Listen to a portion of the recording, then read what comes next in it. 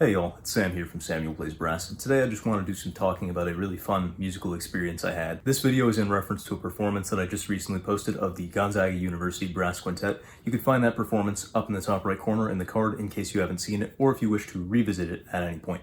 So what is the GU Brass Quintet? How did it come to be? Boy howdy, I'm sure glad you asked, or I asked. But regardless of who asked, there is, at Gonzaga University, a wind ensemble. Not too surprising, a lot of colleges have wind ensembles. There is also a wind symphony. Now, the wind ensemble is the audition group, and the wind symphony is the general band.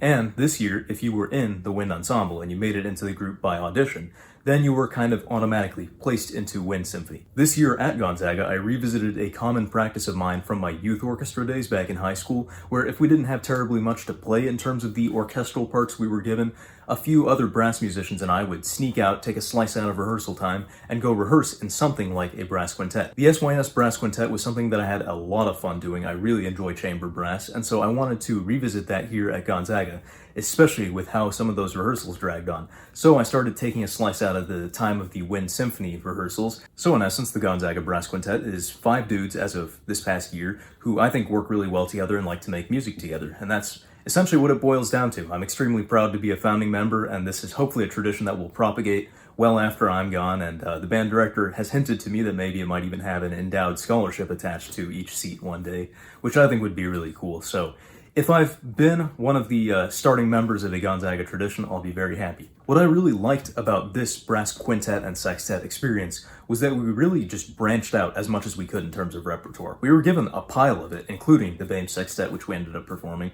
But besides that, we did a ton of really fun stuff. I got to play a couple of my arrangements with them, which was really awesome. An arrangement and a composition at one point, though we didn't end up performing that. And we ended up dabbling in some jazz thanks to our first trumpet, Ashton. He's actually mainly a jazz cat, and so he kind of brought that upon us with this piece, Blue Skies by Irving Berlin. And we got an arrangement of it that was given to him by his old band director in high school. And it was, a fairly basic arrangement, and we ended up kind of doing some things with it to really individualize our experience with it, and it turned out to be something really, really fun. Many of us will be familiar with the traditional brass quintet instrumentation. That's 2 trumpets, a French horn, a trombone, and a tuba, with very little variation. Occasionally one of the trumpet players will bring in some auxiliary instrument like a piccolo trumpet or a flugelhorn, and very occasionally the trombonist or the tubist might play a euphonium from time to time, but there's not a whole lot of variation in that instrumentation. It's very traditional. The GU Brass Quintet set out to change that with this performance, and I really like what we ended up doing with it. Ashton and I did a lot of messing around. I wanted to be in the background because he was in the foreground for this piece, and so for a while I was using a mellophone mouthpiece in my trumpet to make it sound more mellow, as the name would suggest, and Ashton was messing around with different mutes on his solo. I really liked the sound of his copper Harmon mute that he was using, but we tried a few different things. It was a fun session, and I told him at one point, hey Ashton, why don't you use the flugelhorn for it? We gave it a try, and he really liked the sound, I really liked the sound, and so I figured I would go on to use the flugelhorn. We'd both be playing flugels together. That was fun, although the intonation was a little adventurous at the time. But what was annoying about Ashton and me using flugels was that the whole blend of the group was changed. It was sort of a different harmonic structure almost for the quintet, and it didn't quite seem to work as well, so I decided to see what I could do about that. Firstly, there was a mellophone in the room where we were rehearsing, and so I put Trenton, our horn player who has sadly graduated, on the mellophone, and he got to have some right-hand practice, and that yielded a pretty interesting sound. Flugelhorns and mellophones tend to actually go fairly well together in my opinion, but that still left Sander on a much more cylindrical instrument, the trombone of course, and so I found a marching baritone in the storage room that I had him use, and so he got to refresh his brain on some valve combinations, which he hadn't done in a long time. But that is a very strange instrumentation by all accounts. We've got flugelhorns, 2 marching instruments, and a tuba.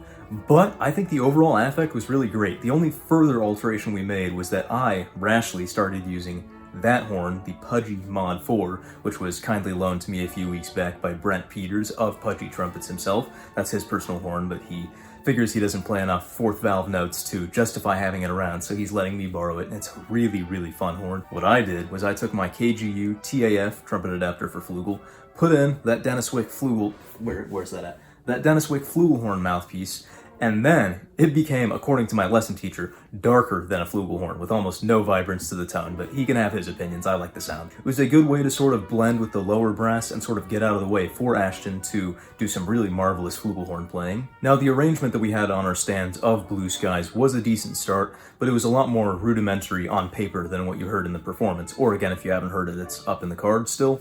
And being the young, enterprising individuals of the Gonzaga Brass Quintet we took it upon ourselves to change a few things around. We added in and changed some harmonies and a little bit more doubling, and overall just tried to make the piece a little bit more believable as a standalone jazz tune. Ashton mentioned that it was really fun to solo over, and so again, being young, enterprising musical individuals, we actually figured out a way to add in a solo section for him in this piece by taking the ending of the piece, turning it into a solo break, and then having the backgrounds essentially just be the main motif of the faster swing section.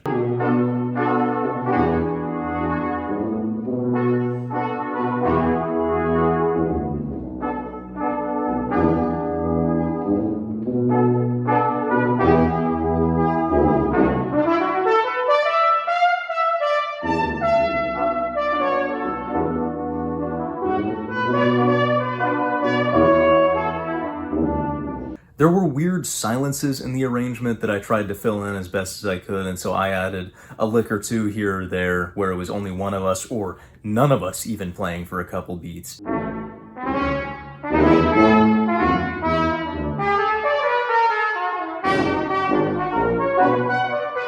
And overall, it was just really great. The energy in the room is so contagious when you've got 5 musicians who all have actually pretty decent jazz instincts. I mean, I was surprised that Trenton, for instance, our horn player, was actually really good with like jazz offbeats and whatnot.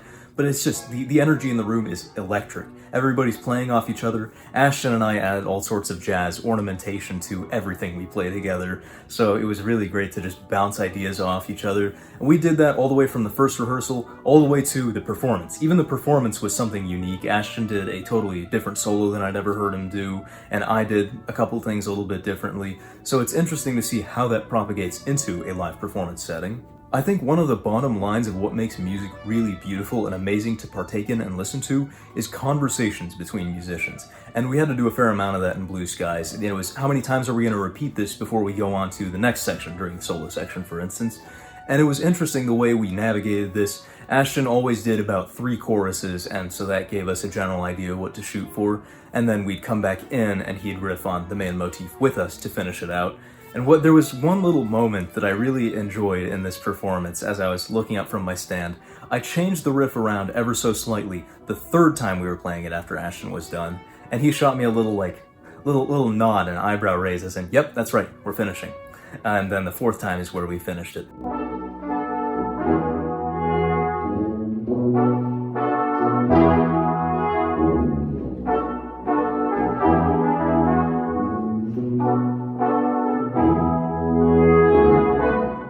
Just that dialogue between musicians, whether it's in a live setting or in rehearsals or in recordings, that's what takes written music from the level it's at and raises it up a peg or two. And I firmly believe that what we did with this piece, all 5 of us really made this a unique performance and sort of our own arrangement in a way, if you will. Anyway, I hope you enjoyed these musings. I just wanted to gush a little bit about the Gonzaga Brass Quintet, and I felt that that performance, unaccompanied without me rambling about it, wouldn't really do it justice because of all the work that these 4 other gents and I put into it. And I'm so proud of all their work, and I'm sad to see Trenton go, but I'm really excited to dig our heels back into it this fall with the Gonzaga Brass Quintet.